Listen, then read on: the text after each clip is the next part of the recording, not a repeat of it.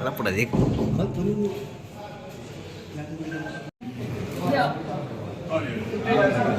Late है भाई। हाँ लेट है।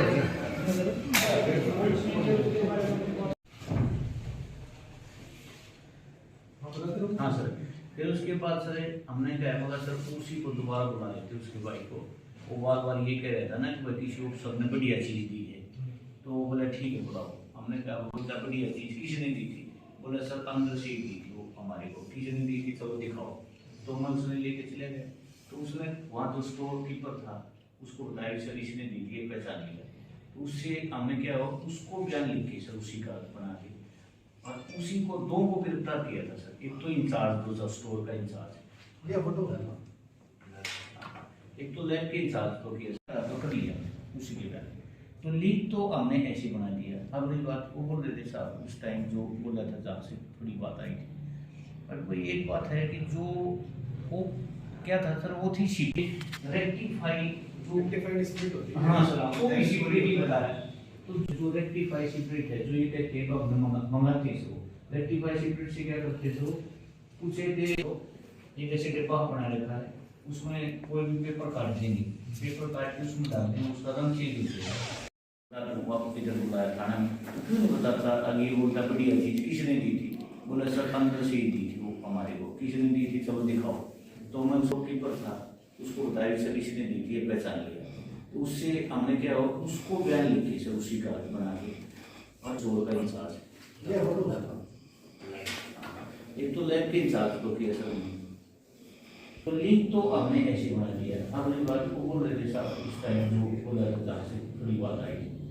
पर कोई एक बात है कि जो ये रेक्टिफाई जो रेक्टिफाइड स्प्लिट होती है। हाँ सर वो भी स्प्लिट ही बताया।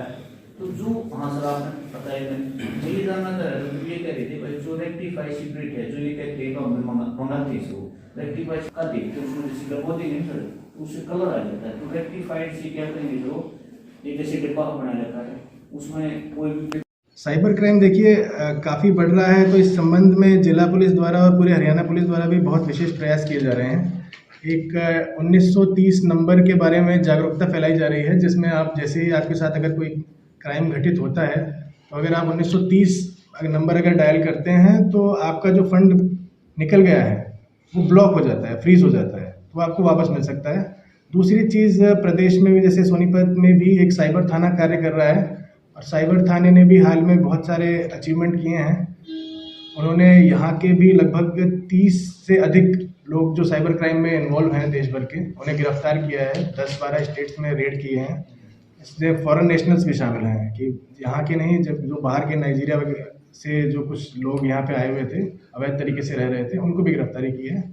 और तो सभी मामले में कार्य किया जा रहा है। जो टेक्निकल एनालिसिस जो एक साइबर क्राइम के संबंध में किया जाता है क्योंकि सिम किसी और के नाम से ली हुई होती है, अकाउंट किसी और नाम का होता है, तो उन सभी विषयों पे कार्य करके नियुक्त किया गया है। और उसके अलावा एक डेटा एनालिस्ट की पोस्ट और सिस्टम एनालिस्ट की पोस्ट भी स्पेशली क्रिएट की गई है साइबर थाने में जो इस तरह के मामलों में टेक्निकल एनालिसिस पे ध्यान दे पाएंगे। तो इसमें क्या है कि चोरियों को डिटेक्ट करने के लिए सबसे पहले तो जो रात्रि गश्त है उस पर विशेष ध्यान दिया जाएगा कि रात में गश्त रहे। दूसरा CCTVs लगवाने के लिए गांव में सरपंच वगैरह के माध्यम से प्रेरित किया जाएगा। और जो एग्जिस्टिंग CCTVs वगैरह लगे हुए हैं उनका अलाइनमेंट एक बहुत इंपॉर्टेंट इशू रहता है कि कई बार क्या होता है कि हम देखते हैं कि लोग दुकान की शटरों की तरफ अपना CCTV लगाते तो हैं और उसकी डायरेक्शन शटर की तरफ कर देते हैं, तो वो दिखाई नहीं देता कि कौन किस दिशा से आ रहा है किस दिशा से जा रहा है।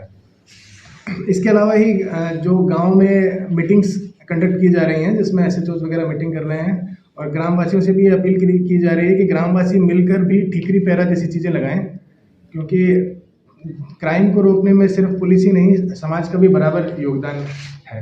तो सब मिलकर काम करेंगे तो इस तरह की चोरियां रोकी जा सकती हैं। और जो चोरियां हो गई हैं उनको ट्रेस करने के लिए विशेष ध्यान दिया जा रहा है। जैसे CIA की भी कई टीम्स बनाई गई हैं जो इसी पे काम कर रही हैं।